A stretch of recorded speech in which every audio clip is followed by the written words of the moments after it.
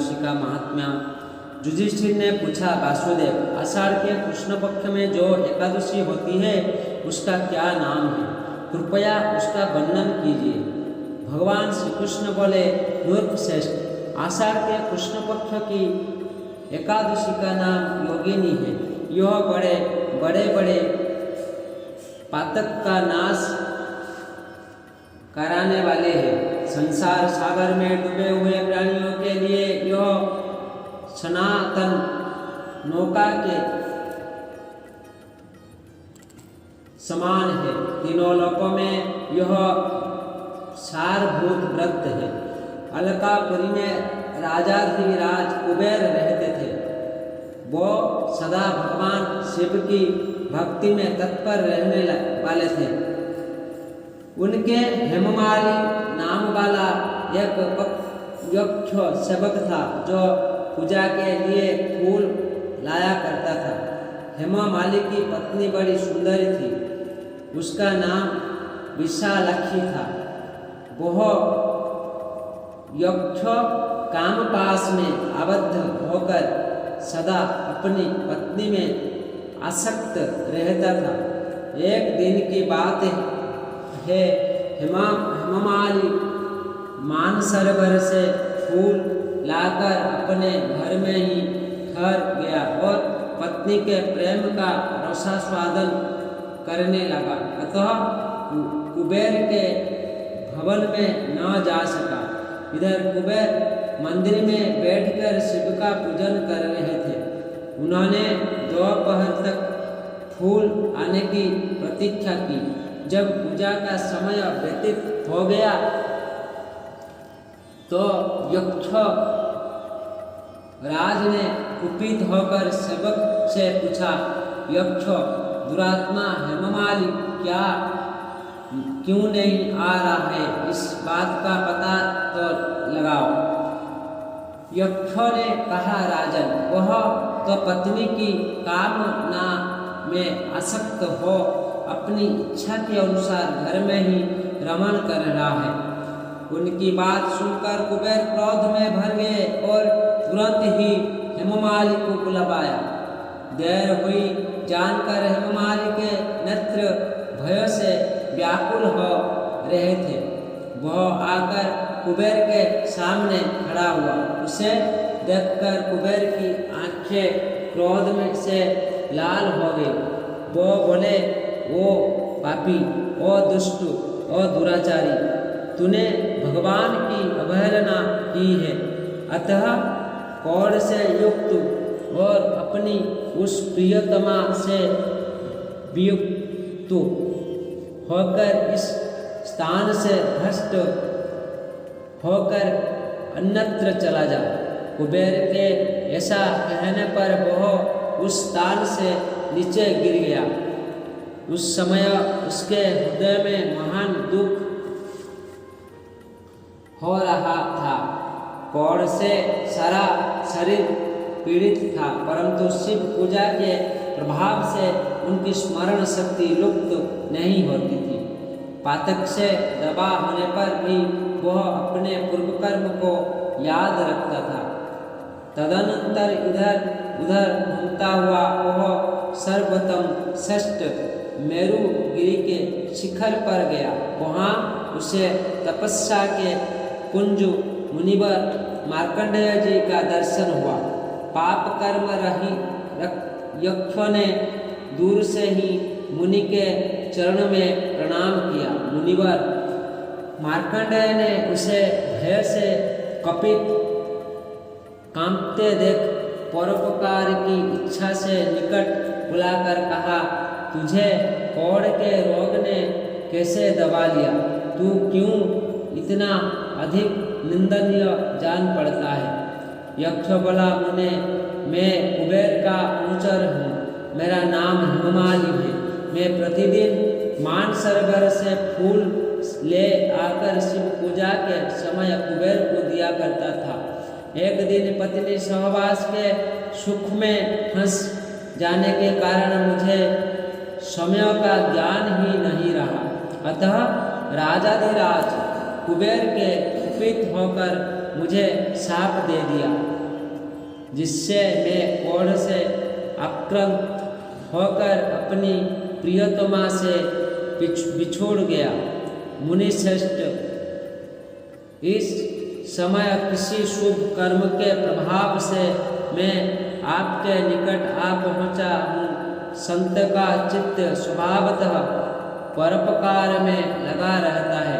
यह जानकर मुझे अपराधी को कर्तव्यों का उपदेश दीजिए। मार्कंडेय जी ने कहा, तुमने यहाँ सच्ची बात कही है, असत्य भाषण नहीं किया है, इसलिए मैं तुम्हें कल्याणप्रद व्रत का उपदेश करता हूँ। तुम आषाढ़ के कृष्ण पक्ष में योगिनी एकादशी का व्रत करो। इस व्रत के पुण्य से तुम्हारी कोढ़ निश्चय ही दूर हो जाएगी। भगवान श्री कृष्ण कहते हैं, ऋषि के ये वचन सुनकर हेममाली दंड की भांति मुनि के चरण में पड़ गया। मुनि ने उसे उठाया, इससे उसको बड़ा हर्ष हुआ। मार्कंडेय जी ने उपदेश से उसने योगिनी एकादशी का व्रत किया, जिससे उसके शरीर की कोढ़ दूर हो गई। मुनि के कथानुसार उस उत्तम व्रत का अनुष्ठान करने पर वह पुण्य सुखी हो गया। नृपश्रेष्ठ, यह योगिनी का व्रत ऐसा ही बताया गया है, जो 88,000 ब्राह्मणों को भजन कराता है, उसके समान ही फल उस मनुष्य को भी मिलता है। ये जो योगिनी एकादशी का व्रत करता है, योगिनी महान पापों को शांत करने वाली और महान पुण्य फल देने वाली है। उसके पढ़ने और सुनने से मनुष्य सब पापों से मुक्त हो जाता है। जय एकादशी, जय एकादशी, एकादशी जय एकादशी। योगिनी एकादशी महात्म्य। युधिष्ठिर कहले, हे वासुदेव, आषाढ़ मासर कृष्ण पक्षर एकादशी महात्म्य कृपा पूर्वक वर्णना करतु। श्रीकृष्ण कहले, हे राजा, सर्व पापनाशक मुक्ति प्रदायक एही उत्तम व्रतर कथा कहूछि, श्रवण कर। आषाढ़ मासर कृष्ण पक्ष एकादशी योगिनी नाम विख्यात। महापातक नाशिनी एही तिथि भवसागर रे पतित मानव गणकर उद्धारर एकमात्र नौका स्वरूप एवं व्रत पालनकारी पक्षरे सर्वश्रेष्ठ व्रत बोली प्रसिद्ध। यही प्रसंग तुमको एक पवित्र पौराणिक कहानी कहूछि। अलका नगर रे शिव भक्ति परायण कुबेर नामक एक राजा नरपति थिले। तांकर हेममाली नामक एक फूल तोलिबा माली थिला।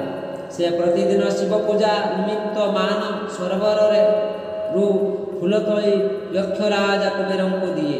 दिने पुष्प चयन करू करू पत्नी प्रेम रसासक्त होई राजभवन को गला नहीं। द्विपहर समय अतीत है, अर्चनर समय अतिबाहित हो गलानी। तेणु राजा क्रोध होई मालीर विलंबर कारण अनुसंधान करने निमित्त एक दूत पठाइले। दूत आसी राजा को कहला, से स्वेच्छाक्रमे स्त्री सहित रति क्रीड़ारे रत। श्रीकृष्ण कहले, धन शाली कुबेर दूत वाक्य श्रवण करी अतिशय क्रोधित होई ताकू आह्वान कले। माली कुबेरଙ୍କ पूजा समय अतीत होइअछि जानी अत्यंत भीतस्त्रस्त अवस्थार राजाଙ୍କ निकटरे उपस्थित ହେଲା। कुबेर ताहाଙ୍କୁ देखिबा मात्रे क्रोधवशतः नयन दयକୁ रंजित करी अधर देशକୁ कंपित करी कहिले, हे सुरता धम पापिष्ट दुराचार, तू देव पूजारे पुष्प आनिबारे अज्ञा प्रदर्शन करिअछु। एणु तुरंत पत्नी सहित स्वर्गरु अधगति प्राप्त होई श्वेत प्रवृत्ति 18 प्रकार कुष्ठरोग जनित दुस्सह यंत्रणा भोग कर। श्रीकृष्ण कहले, कुबेरंकर एही अभिशाप हेममाली ସ୍ୱର୍ଗଭ୍ରଷ୍ଟ ହୋଇ ଦୀର୍ଘକାଳ ପର୍ଯ୍ୟନ୍ତ କୃଷ୍ଣ ରୋଗ ଭୋଗ କରିବାକୁ ଲାଗିଲା। ରୋଗ ଯନ୍ତ୍ରଣା ଯୋଗୁଁ ଦିନ ବା ରାତ୍ରିରେ କୌଣସି ସମୟରେ ସୁଖ ଅନୁଭବ କରିପାରିଲା ନାହିଁ। ଏହିପରି ଭାବରେ ଶୀତ ଗ୍ରୀଷ୍ମର ଉତ୍କଷ୍ଟ ବେଦନାରେ ବହୁ କଷ୍ଟରେ ଜୀବନଯାପନ କରିବାକୁ ଲାଗିଲା। କିନ୍ତୁ ଦୀର୍ଘକାଳ ପର୍ଯ୍ୟନ୍ତ ମାଳି ମହାଦେବଙ୍କର ଅର୍ଚ୍ଚନା ପୁଷ୍ପ ସଂଗ୍ରହ ଫଳରେ ଶାପଗ୍ରସ୍ତ ହେଲେ ମଧ୍ୟ ବୈଷ୍ଣବ ପ୍ରବର ଶିବଙ୍କୁ ସ୍ମରଣ କରିବା ବିସ୍ମୃତ ହୁଅନ୍ତି ନାହିଁ। ଦିନେ ମାଳି ପତ୍ନୀ ସହିତ ଭ୍ରମଣ କରି ହିମାଳୟ ପ୍ରଦେଶରେ ଶ୍ରୀ ମାର୍କଣ୍ଡେୟ ଋଷିଙ୍କ ଆଶ୍ରମରେ ଉପସ୍ଥିତ ହେଲା। କୃଷ୍ଣ ରୋଗ ପୀଡ଼ିତ ଓ କମ୍ପିତ ଦେହ ଓ ପତ୍ନୀ ସ୍ୱପତ୍ନୀ ହେମମାଳିକୁ ଦେଖି ଶ୍ରୀ ମାର୍କଣ୍ଡେୟ ତାକୁ ପଚାରିଲେ, ତୁମେ ତାହା ପ୍ରତୃପ୍ତ ଓ କିପରି ଏ ପ୍ରକାର କୁଷ୍ଠରୋଗଗ୍ରସ୍ତ ହୋଇଅଛ? ସେ ଉତ୍ତର ଦେଲା, ହେ ମୁନିବର ରାଜା, ଧନ ଦ କୁବେରଙ୍କର ମୁଁ ସେବକ ବା ଚାକର ଥିଲି। ମୋର ନାମ ହେମମାଳି। ମୁଁ ପ୍ରତ୍ୟହ ମାନସ ସରୋବରରୁ ପୁଷ୍ପ ଚୟନ କରି ଶିବ ପୂଜା ନିମିତ୍ତ ରାଜାଙ୍କୁ ତାହା ଅର୍ପଣ କରିଥିଲି। କିନ୍ତୁ ଦୁର୍ଭାଗ୍ୟବଶତଃ ଦିନେ ପତ୍ନୀର ମନୋରଞ୍ଜନାର୍ଥେ କାମାସକ୍ତ ଅବସ୍ଥାରେ ଅଜ୍ଞାନତା ବଶତଃ ପୁଷ୍ପା ଅର୍ପଣରେ ବିଳମ୍ବ ହୋଇଯିବାରୁ କ୍ରୋଧାନ୍ୱିତ ନୃପତି କର୍ତ୍ତୃକ ଅଭିଷକ୍ତ ହୋଇ ଏ ପ୍ରକାର ଦୁର୍ଦ୍ଦଶାଗ୍ରସ୍ତ ହୋଇଅଛି। ପରୋପକାର ହିଁ ସଜ୍ଜନଗଣଙ୍କର ସ୍ୱାଭାବିକ ଧର୍ମ। ହେ ଋଷି ଶ୍ରେଷ୍ଠ, ମୋତେ ଅତ୍ୟନ୍ତ ଅପରାଧୀ ଜ୍ଞାନରେ ମୋ ପ୍ରତି ଆପଣ ପ୍ରସନ୍ନ ହୁଅନ୍ତୁ। ଦୟାର୍ଦ୍ର ଚିତ୍ତ ମାର୍କଣ୍ଡେୟ ମୁନି କହିଲେ, ହେ ମାଳି, ତୁମର ମଙ୍ଗଳ ନିମିତ୍ତ ଶୁଭ ଫଳପ୍ରଦ ଗୋଟିଏ ବ୍ରତ ଦେଶ କହୁଅଛି, ତାହା ଶ୍ରବଣ କର।